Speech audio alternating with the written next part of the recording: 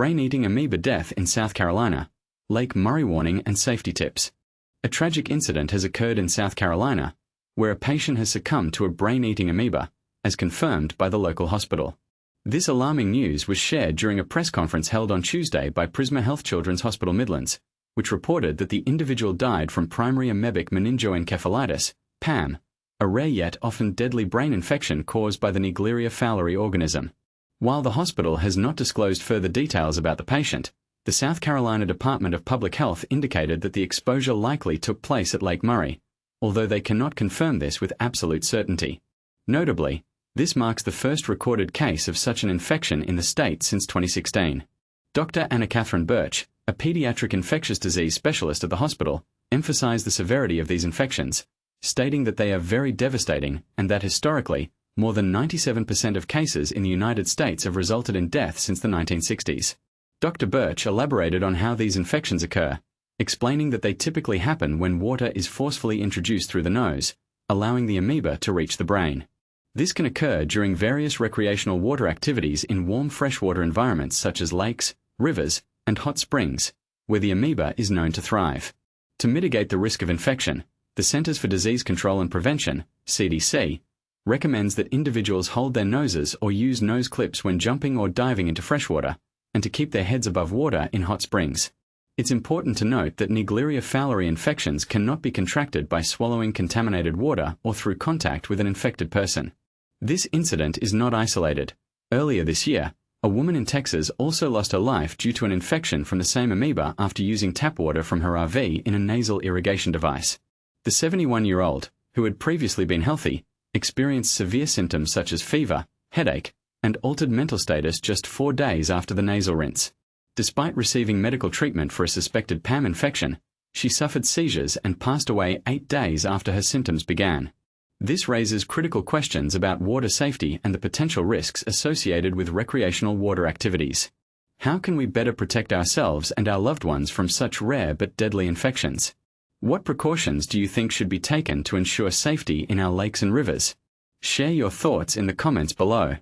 Brain-eating amoeba in South Carolina. Naegleria fowleri death and lake safety tips. Imagine the horror of a microscopic predator lurking in seemingly harmless waters, capable of causing a devastating brain infection.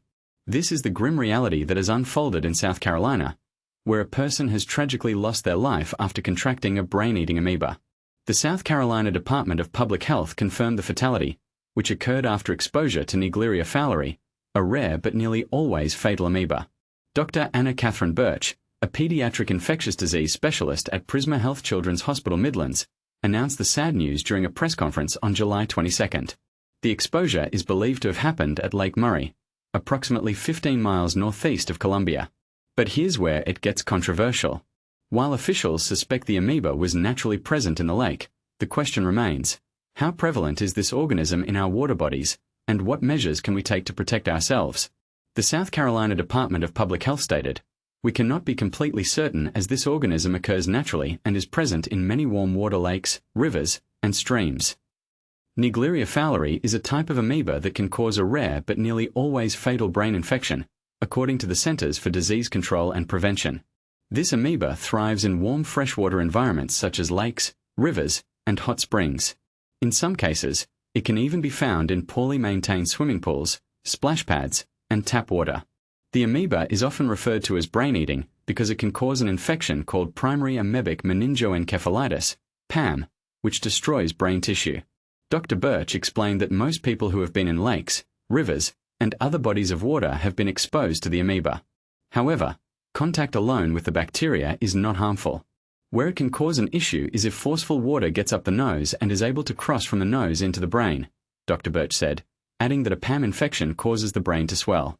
Brain infections caused by Naegleria fowleri are very rare, though when they do happen, they are almost always fatal. Typically, fewer than 10 people a year in the US get PAM, and nearly everyone who gets it dies from it, the CDC said. And this is the part most people miss. The key to protection lies in simple precautions. The CDC recommends holding your nose or wearing a nose clip if you are jumping or diving into fresh water. Always keep your head above water in hot springs, and avoid digging in shallow water where the amoeba is more likely to live. Additionally, Use distilled or boiled tap water when rinsing your sinuses or cleansing your nasal passages.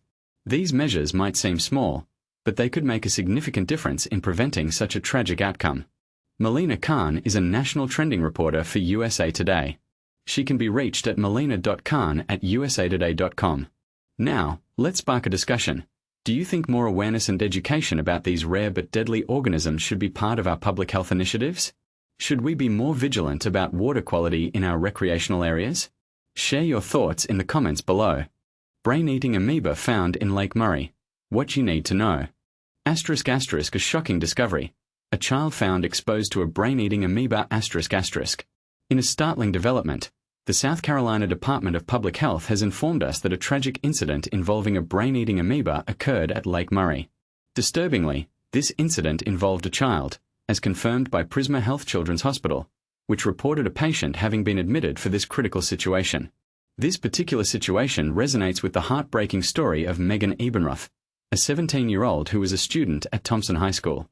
Sadly, she lost her life to the same type of amoeba just 2 years ago. This reminds us that such infections, while rare, can have fatal consequences. The case was officially confirmed during the week of July 7th, revealing that the microorganism involved is known as Naegleria fowleri.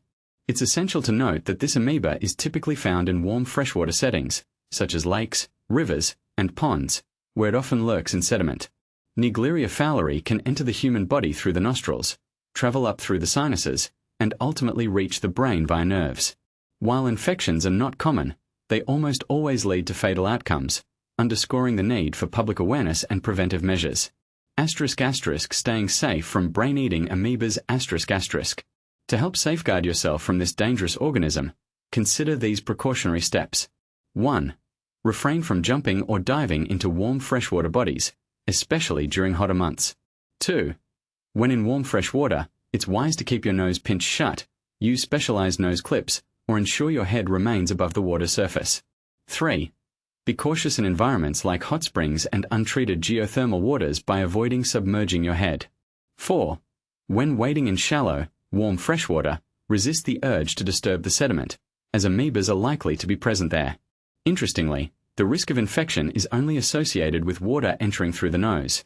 Merely swallowing the water or having small cuts does not pose a risk. The more humorous yet concerning activities, like diving or cannonballing into a lake, could trigger a pathway for the amoeba to enter. Statistically, there are typically only around 10 cases of Naegleria fowleri infection reported in the United States each year.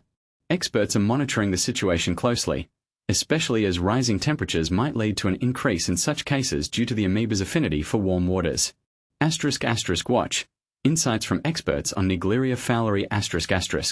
While recreational water enthusiasts should be aware that Naegleria fowleri could be present in warm freshwater environments, it's important to remember that the likelihood of becoming infected remains very low. With an average of fewer than 10 cases annually in the U.S., Dr. Linda Bell, South Carolina state epidemiologist, reassures the public, stating, "This is not a threat to the general population." The rarity of such cases indicates that participating in recreational water activities is, for most, quite safe. Interestingly, this incident marks the first reported case of Naegleria fowleri in South Carolina since 2016. This high-level awareness and dialogue about such a rare organism emphasizes that while the news is serious, it does not constitute a public health emergency. State officials are keen to stress that warm bodies of freshwater do not represent a significant risk regarding this specific organism. So, what are your thoughts on this rare but serious issue? Have you ever considered the potential dangers hidden in seemingly safe recreational waters? Feel free to share your opinions and insights in the comments below.